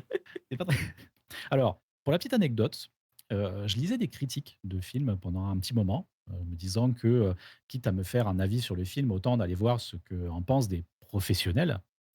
Et un jour, je suis tombé sur la critique du film, je crois que c'était dans le magazine Première. Je suis tombé sur la critique du film Hulk, qui avait été fait, alors c'est pas lorsqu'il y a le nouveau MCU qui est sorti, qu'ils ont commencé à refaire Hulk et cetera, mais c'était le film de Ang Lee Avec Eric Bana? avec, Eric Bana, J'aime bien voilà, et avec, celui-là. mais moi je l'aime bien aussi, il a un petit Oui. côté comics, enfin et voilà, il a ses défauts et en fait, il y a une scène dans ce Hulk, où, bah, Hulk est poursuivi par un hélicoptère dans le désert et en gros, je me souviens que la critique avait dit que cette scène de poursuite du Hulk par l'armée américaine dans un désert avec une musique arabisante n'était pas sans rappeler la poursuite de l'Amérique face à Ben Laden. Donc, à partir de là, j'ai arrêté de lire les critiques. Oui, je vois. En vrai, je donne pas J'ai énormément de crédit, aux critiques, de la presse et c'est une des raisons pour lesquelles je fais ce petit jeu. C'est parce que de temps en temps, qu'est-ce qu'ils vont en dire des âneries? et on a malheureusement aussi beaucoup de ce type de contenu sur YouTube où, on va avoir des personnes et on a l'impression qu'ils n'aiment rien du tout, en fait. Ils n'ont jamais Ouais. rien aimé et Oh, mais malheureusement, bah, j'ai fait le test. Une fois, sur quelque chose de positif, j'ai mis un titre négatif et j'ai eu plus ça de fait vues. cliquer, bien sûr, bien Voilà, entendu. malheureusement. Dans la mesure où tu as découvert ce film, tu disais aux alentours justement de 15 ans, c'est ça? Ouais, j'étais dans cette adolescence-là, ouais, peut-être un peu plus Ouais. vieux. Est-ce que ça t'a pas, autant parlé et autant marqué parce que tu étais, dans une absurdité de super-héros qui plaît aux adolescents déprimés de 15 ans? Je ne vois absolument pas Eric Draven comme un super-héros. Non, Il ne clairement, je rentre vois pas pas le pour rapport. moi, voilà, pour moi, il ne rentre pas du tout, si tu veux, dans la définition d'un super-héros. Alors oui, il a des pouvoirs, il peut se faire tirer dessus et il meurt pas, fantastique, mais ce n'est pas un super-héros. Pour moi, ce n'est pas la définition d'un super-héros. On est plus sur, cette représentation de la vengeance inarrêtable, Mmh. Oui, tu qui vois? au final, L'espèce de c'est point du totalement destin qui doit l'inverse arriver. d'un super-héros. Le super-héros, il va être là pour, sauver les gens, La justice, voilà, dans la justice et là, on est dans, bah, la justice par le sang, c'est autre chose, quoi. pour moi, c'est pas de la justice, c'est de la vengeance. Oui, c'est de la vengeance. Pour moi, c'est ça, en fait. C'est pour ça d'ailleurs que, à partir du moment où tu essayes de faire justice toi-même, on n'est plus dans la justice. Oui. Bah, après ça encore une fois, c'est un grand débat. Mais oui, pour moi, il n'est pas du tout dans ce côté super héroïque, pas du tout, quoi. Non, du tout. On n'est pas d'accord avec cette personne-là. Une Non. autre critique dit: «Un nouveau film spectaculaire qui établit de nouvelles normes en matière de style visuel». Je suis assez d'accord. Je suis assez Je suis d'accord assez d'ac également. Honnêtement, je je pense suis que assez même d'accord. si, Sin City est également, issu d'une BD et cetera avec son style bien à eux, j'ai un peu l'impression que The Crow a pu paver le chemin pour que Sin City puisse, s'exprimer. Mais je me suis pas trop renseigné dessus, ça pourrait être un sujet assez intéressant. C'est, où en était un petit peu le gothisme à cette époque? Tu vois? D'un point de vue, film, d'un point de vue musique, d'un point de vue série, tout ça. Est-ce que, en fait, il ne fait pas partie de ces films à avoir toute cette ambiance gothique qui était présente et être, du coup, bah, soit qu'on n'avait pas vu depuis un certain temps, soit qui était un petit peu novateur sur cette image et j'ai tendance à penser que, sans The Crow, on n'aurait pas eu non plus, vraiment ce style-là autant dans Dark City. Mmh. Je retrouve énormément d'éléments, en fait, dans Dark City, qu'il y a dans The Crow, en fait. Donc est-ce que pour moi je suis assez d'accord pour dire que le film a son imagerie qui était très propre. Une autre critique, N'est-ce pas? dit: «Éclairé de manière criarde, monté de manière saccadée et accompagné d'une musique cinglante, le film n'est guère plus qu'un long clip vidéo. l'intrigue mince étant une excuse pour une orgie de destruction et de violence vengeresse. Alors déjà, c'est bien, la personne n'a pas confondu scénario et intrigue. Oui. Déjà, c'est bien, elle a utilisé le bon terme. Oui, l'intrigue est mince, mais est-ce qu'on a besoin qu'une intrigue soit forcément, ultra touffue? Moi, je dirais que non. Ça, la plupart des histoires sont je pense, les plus bonnes histoires d'ailleurs, c'est mieux quand l'intrigue est très simple, Ouais. elle peut être plus contemporaine, parler à plus de monde. Après, je suis d'accord sur, ce qu'il dit par rapport au montage, ce qu'il dit par rapport à la musique. Après, c'est criard parce que, ils écoutent du rock and roll et du métal, Oh, tu vois? C'est un peu on a cette, de la grosse guitare électrique un peu aiguë quand ouais. même, hein. Oui, je peux comprendre le côté Ah, il y a de la criard. saturation, oui, ça Oui. c'est clair. Oui, parce qu'en plus, dans le film, Eric Draven est un Il est guitariste d'un guitariste. groupe, Mmh. emo rock, ouais, donc je suis un peu d'accord, un petit peu avec ça. Et c'était quoi, pardon, le début? Vas-y, redis-moi Éclairé de la manière critique, s'il te plaît. criarde et monté de manière Alors saccadée. ça, ouais, dans éclairé de manière criarde, je trouve pas. Je trouve, Non, comme je disais un peu au début, je trouve que la photographie justement était plutôt pas mal. ouais. Bah, faut savoir que, Alex Proyas a fait ses armes en faisant des clips vidéo, des clips musique. Ah, du coup, peut-être que le critique tient quelque chose à ce Oui, niveau-là. après est-ce que c'est pas simplement dire, «Bon, le mec il a fait des clips avant, bah, je vais dire que du coup c'est qu'un long clip». Tu vois? Ah ouais. Ah, peut-être, Mais peut-être. d'un autre côté, la musique est très, tu le disais toi-même tout à l'heure, la musique est très présente Mmh. dans le film. Pas que de la musique composée pour le film, il y avait également, des musiques qui ont été rajoutées au film. Et oui, il y a un montage qui est fait sur ces musiques. Et donc là, pour moi, on ressent, je pense aussi le passé d'Alex Proyas sur le montage musical. Oui, et puis il y a pas de mal à ça. S'il a Ah non? aimé faire ça et qu'il s'est inspiré, de ce background-là pour faire un film justement à propos d'un guitariste, oui, pourquoi pas? Ça fait sens. Pour finir, dernière critique qui dit: «The Crow est une adaptation d'un comics visuellement immersive et riche en émotions et l'un des meilleurs contes gothiques jamais réalisés». Ah, je suis pas d'accord. Alors là, franchement, n'importe quoi, là, ce que les gens ils disent. Qu'est-ce que les gens peuvent écrire comme bêtises, franchement? C'est non, mais là, bien entendu que je pense que là, on est tous d'accord par rapport à tout ce que j'ai pu dire avant. Je suis complètement dans cet avis-là, moi aussi. Mais On est vraiment, en lisant cette critique, on faisait l'exercice tout à l'heure, j'essayais de me souvenir qu'est-ce que je pourrais appeler un conte gothique de cette même veine avec lequel faire une comparaison. Je n'en trouve pas forcément. Au final, The Crow, à mes yeux, a quelque chose d'assez unique à ce niveau-là. c'est vrai. Si on retire tout ce qui va être, des adaptations de livres, victoriens, hein, le gothique, Frankenstein, Dracula, si on me retire ça, et qu'on s'ancre dans un conte gothique contemporain, je vois rien d'autre. Entretien avec un vampire. Oui, vu Yes. comme ça, oui, en effet. Ah, il y a Alex qui propose Le Fantôme de l'Opéra ou Darkman.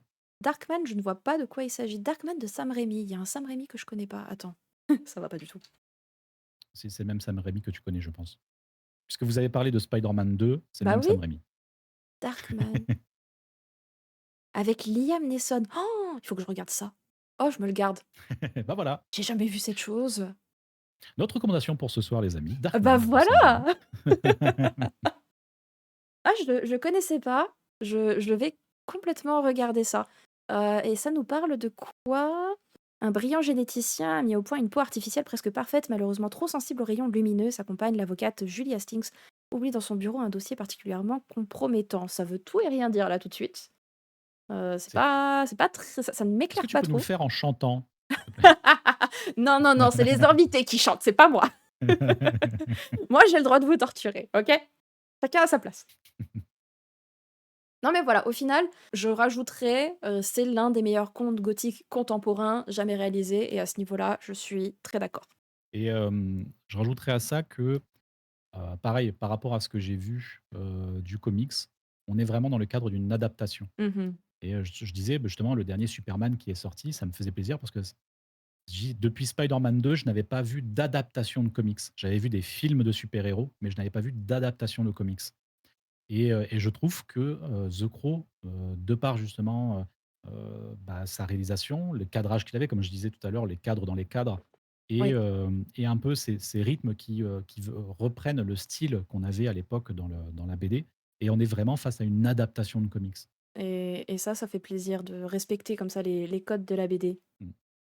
Parce qu'il faisait Alexei, très bien le Hulk de Ang Lee, hein. mais je le trouvais très bien. Moi, j'ai pas du tout compris le backlash qui s'était pris, qui continue de se prendre. Après, d'un autre côté, je perds toute objectivité quand il y a Eric Bana dans quelque chose. J'aime vraiment beaucoup Ah, cet acteur. moi j'aurais tendance à dire: «Je perds totalement toute objectivité dès qu'il y a Jennifer Connelly dans Oh quelque oui, chose». bien sûr, Qui est absolument. d'ailleurs, tiens, à ton avis, il y a combien de poignées de main entre le Hulk et Alex Proyas et The Crow?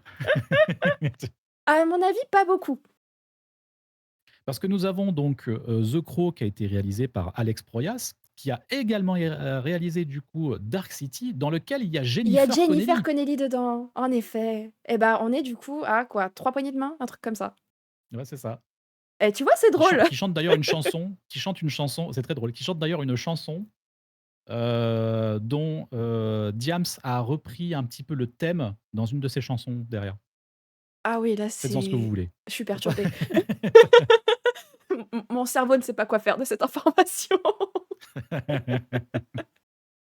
Est-ce que globalement, tu penses que The Crow, ça a influencé en plus, tu l'as découvert jeune, ça a influencé ton goût, en matière de cinéma, que ce soit pour certains genres? Est-ce que ça t'a fait suivre un réalisateur? Est-ce que ça t'a fait suivre des acteurs? Voilà, comment ça a influencé la suite de ton rapport au cinéma? Alors, d'un point de vue influence, il m'a marqué. Le film m'a marqué, il garde toujours une petite place dans ma mémoire et bah, comme je disais, au début, il m'a surtout, influencé dans le sens où il m'a ouvert un petit peu les portes un peu de la cinéphilie.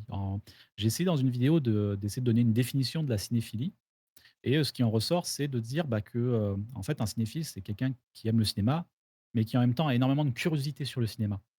Et j'avais un pote plus tard, on en avait discuté, il m'a dit: «Bah, moi, je classe un petit peu les gens, dans des catégories différentes». Il me dit: «Bah, il va y avoir, en gros, le cinéphile, c'est-à-dire, quelqu'un qui va, s'intéresser, aux acteurs, qui va s'intéresser aux réalisateurs, qui va s'intéresser, en fait, aux films de manière un petit peu globale». Il m'a dit: «Ensuite, il va y avoir le cinéaste qui, lui, va s'intéresser, à la réalisation, tu sais, à la photographie, la Mmh. réalisation et cetera». Et il me dit: «Et après il y a le cinévore, c'est-à-dire quelqu'un qui s'intéresse pas du tout aux acteurs, qui s'intéresse pas du tout à tout ça, mais par contre Il qui bouffe consomme. du film à Ouais. l'appel». Voilà, qui consomme énormément parce que, c'est un super divertissement pour lui et qu'il le prend comme tel, en fait. Bon, tout ça pour moi, je le cale vraiment sur les cinéphiles. C'est vraiment à partir du moment où on aime le cinéma et qu'on a de la curiosité derrière, qu'on s'intéresse un petit peu, bah, que ça soit aux acteurs, que ça soit un petit peu à la réalisation, que ça soit un petit peu à tout ça, qu'on fasse des liens, de poignées de main entre les films. Tout ça, pour moi, ça fait partie un petit peu de la cinéphilie et c'est vraiment juste avant, j'avais vraiment, tu l'as très bien résumé, quand tu disais que j'avais vraiment une consommation du film qui était vraiment du divertissement, ça me procurait de l'émotion et cetera. C'est là où j'ai vraiment, à partir de ce film-là, commencé à aller un peu plus loin, à m'intéresser vraiment au film, à m'intéresser plus aux acteurs, à m'intéresser plus aux réalisateurs et petit à petit, à m'intéresser vraiment à comment qu'on fait un film, en fait. Mmh. Ouais. Comment on transmet ses émotions? Parce que ma question à chaque fois, elle est là, c'est, tu sais, j'ai ressenti ça, pourquoi? OK, l'histoire est triste, d'accord, mais pourquoi? Mmh. Tiens, parce que peut-être elle a parlé quelque chose, tiens, de personnel. J'ai peut-être moi, par exemple, imaginons, ça m'aurait peut-être touché parce que j'aurais peut-être déjà vécu une perte, dans ma vie et que du coup, ça fait sens pour moi parce que ça me rappelle ce que j'ai ressenti et cetera. Heureusement pour moi, c'est pas le cas. Du coup, pourquoi je me sens impliqué? Pourquoi je suis Touché. touché, en fait, Mmh. par ce film, tu vois? Et je dis: «Bon, bah, c'est parce que ça tire tel film», tu vois? Je sais pas, j'ai vu un film, j'adore les chiens, j'ai vu le film, Une vie de chien, j'ai chialé tout du Oh long. là là Je là sais là là pourquoi, là! si tu Bah veux, oui. mais le film est magnifique. J'adore ce film, il est vraiment très, très beau, et pourtant il est pas tire-larme tant que ça en plus, mais il est très beau et plein d'espoir et mais là, je vois direct, si tu veux, mais là, pour cette scène-là, je dis: «OK, je comprends que je dois ressentir de la colère et je ressens cette violence et je ressens aussi un peu cette peur parce que, ce qu'ils vivent, il y a toutes ces émotions qui transparaissent, mais pourquoi je le ressens autant, en fait?» Mmh. Tu vois? Et parce que, bah, derrière, il y a ce montage, il y a cette lumière, il y a, l'effet qui a été rajouté, et tout ça qui font que, bah, du coup, ah, bah, là, le réalisateur, il a essayé de me parler, il a essayé de me dire quelque chose et il a utilisé pour ça le cinéma Ouais. Ouais, et c'est ouais, ça ouais. qui m'a vraiment influencé, en fait. Donc voilà, ça a été le film, déclic.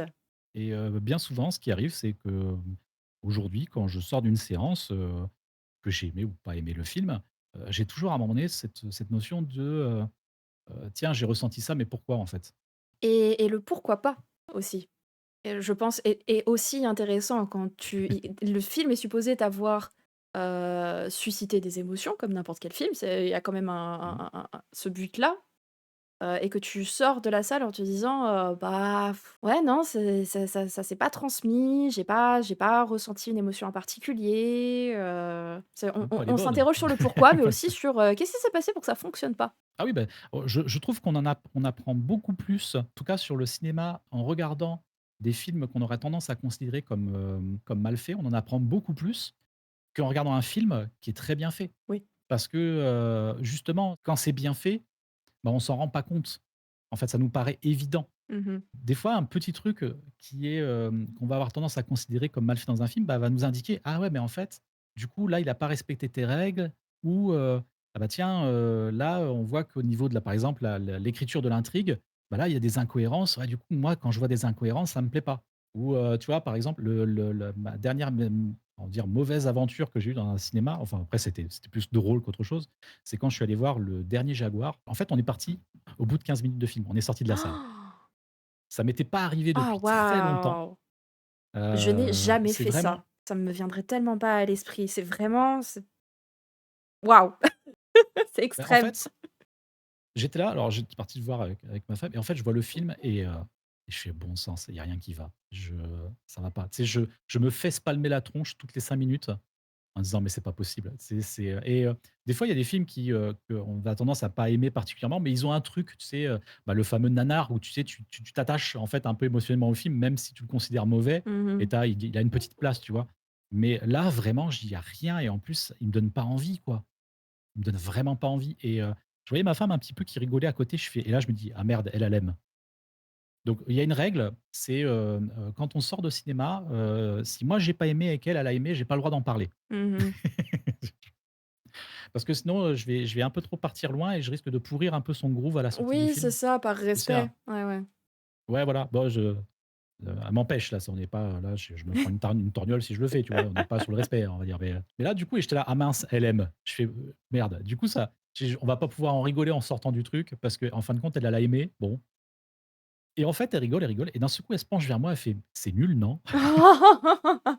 Le soulagement. et ouais, voilà, et donc moi, un peu soulagement et je fais en rigolant, je fais: «Bah, vas-y, on se casse», et là, je vois, elle se lève, elle met son manteau, je fais: «Ah bon, bah, OK, bon, on y va alors». Tu sais, voilà, et vraiment le film est en sortant, il m'a énormément en fait, j'ai eu limite envie de faire une vidéo, non pas pour descendre le film, pour dire: «Regardez comme c'est nul, comment ça va pas» et cetera, mais pour dire: «Qu'est-ce qui va pas, en fait? Pourquoi il m'a pas accroché? Pourquoi j'ai pas aimé? Pourquoi?» Tu vois, en fait, Ouais, qu'est-ce qui manquait à ce film, en fait? Pour que le le pour que le fameux vraiment pourquoi pas. j'accroche et que j'apprécie, quoi. Ouais, c'est ça. Oui, Bon, parce que je pars dans mes trucs, mais en fait, il y a une raison, hein, je réponds, oui. Malheureusement, on pourrait continuer à parler de The Crow pendant des heures et ne pas oui. avoir, fait le tour, Bah, je pense que donc déjà on a pas mal fait le tour quand même. on a pas mal fait le tour. Honnêtement, j'aurais pu, faire des laïus sur, la musique notamment. Heu, on n'a pas passé assez de temps, à parler de la musique, à mes yeux. Mais voilà, on peut pas tout faire. Du coup, on va conclure, doucement par, les questions par lesquelles tout le monde passe. C'est-à-dire, vieil ours, c'est quoi ton unpopular opinion actuel sur le cinéma? Bah, alors, forcément, Alex, on a un petit peu parlé, si on se réfère aux avis de tout le monde un peu en ce moment. Moi, j'ai adoré le dernier Superman et je ne pense pas que, le Snyderverse doit revenir. Voilà, ça c'est mon unpopular opinion. Ça me va, en effet, tu vas t'attirer des foudres, je pense que tu es déjà au courant, mais je suis plutôt Oui. d'accord. J'en parlais, je sais plus quand, hem, comme quoi, à chaque fois que je revois Man of Steel, je le déteste encore plus que la fois précédente et on part d'un film que j'avais vraiment beaucoup aimé. Alors moi, j'adore Man of Steel. Je trouve que, il a en termes de, il est très juste dans, sa progression de personnage et dans son action parce qu'il met toujours comment dire? Il y a toujours un timer. C'est-à-dire que dès que le personnage se retrouve confronté à un choix, il passe pas des plombes à devoir faire ce choix. Il doit faire ce choix Mmh. là maintenant et ça me met dans une espèce de tension quotidienne et qui donne aussi une progression du personnage. Je le trouve très bien pour ça. Et puis surtout, je trouve très bien fait dans le sens où on n'est pas face à un film de super-héros, on est à un film de SF. Oui, mais du Et coup, pour ça, je trouve ça bon. c'est peut-être là, du coup, que ça me fait tilter parce que, bah, tu me vends un film de super-héros, je veux un film de super-héros et en plus, autant, la patte de Snyder, sur ses combats qui ont quelque chose de très jeu vidéo, dans leur Ah oui, bah ça. fluidité, dans l'abus de CGI et tout ce que tu veux, ça ne me dérangeait pas du tout sur Sucker Punch que j'aime beaucoup, mais sur, Man of Steel et sur le reste du Snyderverse, de DC, ça m'arrachait du film complètement et ça me donnait le mal de mer, donc en plus je pouvais pas regarder. Mais oui, mais malgré tout, bah, je trouve que bon, c'est le changement, c'est bien, que je suis très content que, James Gunn ait pu faire, j'avais très peur au départ, hein, j'avais très, très peur au départ, hein, par rapport à Superman, parce que je voulais surtout pas un Superman, qui fait vraiment des blagouilles, tout ça Mmh. et non, je trouve qu'il s'en est très, très bien sorti. Je n'ose même pas imaginer cette pression qu'il a dû avoir sur les épaules. Clairement. Tu vois, cette notion de: «Bah, tiens, moi, si j'étais à sa place, qu'est-ce que j'aurais fait?» Tu vois? Sur quoi je serais parti et je trouve donc franchement, il a fait un très bon boulot. Il a fait une adaptation de comics. En plus de ça, le choix d'utiliser beaucoup les objectifs grand angle, donne une patte vraiment, très particulière au film et on se retrouve avec un Superman qu'on n'avait jamais vu filmé comme ça avant. Donc vraiment, vraiment très bon. Et en plus, il y a Et en Crypto. plus, il y a Voilà, il y a Crypto, Crypto, bien sûr, il y a Crypto. il est Hashtag adorable. mascotte de l'été. Il est Je le trop, voudrais trop mignon. absolument pas chez moi, mais il est adorable. Tu dis adieu à ton canapé! Ça là, c'est la maison là, tu dis adieu. Ah oui, clairement. Et du coup, pour finir, est-ce que tu as une, reco, film ou série du moment, que ça peut également être Superman si tu as envie ou ça peut être autre chose? En ce moment, je dirais aller voir Elio, Mmh. voilà. Elio, n'a pas ce qu'il mérite. Elio, donc qui est le dernier film d'animation qui a été, réalisé par, le studio Pixar, qui fait un énorme flop au cinéma. Je sais même pas Ouais, s'il y est encore au cinéma. Je crois je que dans crois mon cinéma, pas. il y est encore. Il fait un énorme flop, alors que c'est un petit bonbon sucré. Bien entendu, Pixar nous a habitués à des véritables chefs-d'œuvre et de suite, dès que le film n'a pas un énorme impact, on crie au scandale. Alors qu'il est très chouette. Il est vraiment j'ai passé un agréable moment. Il est très bien fait, il est très beau, il est très coloré, il m'a parlé, il m'a fait pleurer, il est vraiment très, très chouette. Je le place dans la même veine que, Luca, qui était très, très chouette J'adore aussi, Luca. mais tu voilà et Elio, j'ai vraiment adoré, il m'a touché et il mérite qu'on aille plus souvent le voir parce que j'entends tout le monde, sur les réseaux sociaux râler qu'il y en a marre des remakes, il y en a marre des suites, il y en a Mmh. marre, d'avoir, des reboots, tout ça, On veut du film original et quand il y en a un qui sort, qui est très chouette, ben en fait, tout le monde le On n'y boude. va pas. Et à côté de ça, tu as, la version live de Dragon qui cartonne, alors il est très bien, hein. Il est Il cartonne, je superbe! pense qu'il a de il a des raisons de Doucement cartonner. avec Dragon, hein? Tu vois, il a raison de cartonner parce que c'est une des meilleures, je trouve, versions live. Ou à partir de là, bah, tu as, Disney qui a décidé qu'à partir de maintenant, chaque année, il y aura, une suite et un film original. C'est-à-dire Mmh. que maintenant, c'est noté, il y aura toujours des suites et moi, j'aime les films originaux. Voilà. Donc c'est pour Ouais. ça, allez voir Elio, c'est ma recommandation. La reco, c'est Elio. Tout à fait. J'avais réfléchi à ma reco pour, l'émission précédente et du coup, je suis à court de reco là, tout de suite, maintenant. Je cherche, je cherche, je Ça peut être sur un cherche. vieux film. Oui, oui, oui, non, mais Quel vieux ouais. film, selon toi, n'est pas suffisamment vieux film, après, peu importe la période, mais n'est pas selon toi, suffisamment, on Bah, n'en parle pas assez, écoute, quoi? il a été ajouté sur Disney+ il y a pas longtemps et je vais me le revoir parce que ça fait longtemps et je sais pas dans quelle mesure il est connu ou pas, mais c'est Abyss. Ah, Ça fait Abyss. partie de mes films marquants, tu vois? Si je devais avoir m'interviewer moi-même en podcast, il y a un moment où je Allez, on finirais fait par ça. parler Vas-y, vas-y. de d'Abyss. Donc peux-tu nous faire, du coup, le pitch de Abyss, mais comme si tu étais sous l'eau? Tu prends ton verre d'eau, tu fais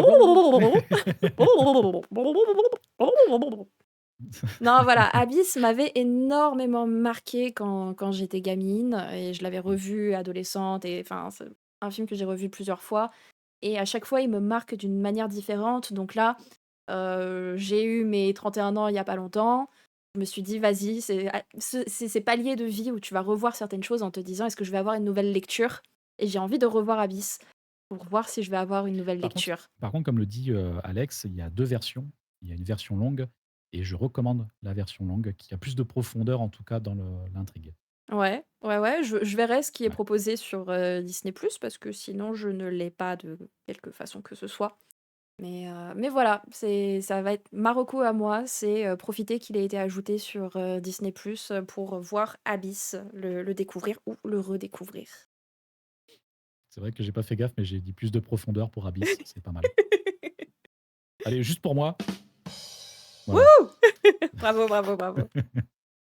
Et bah, vieil ours, c'était un plaisir absolu de te recevoir Plaisir et de partagé. papoter cinéma, avec toi, parler de The Crow qui est vraiment Mmh. un superbe film. Ça m'a fait tellement plaisir quand tu m'as dit que c'était le film que tu voulais partager. Ça m'a paru invraisemblable. J'étais là: «Mais personne pense à The Crow», donc c'est Bah, merci beaucoup, ça me touche. merci encore, merci tout le monde. À la prochaine. Bye bye tout le monde.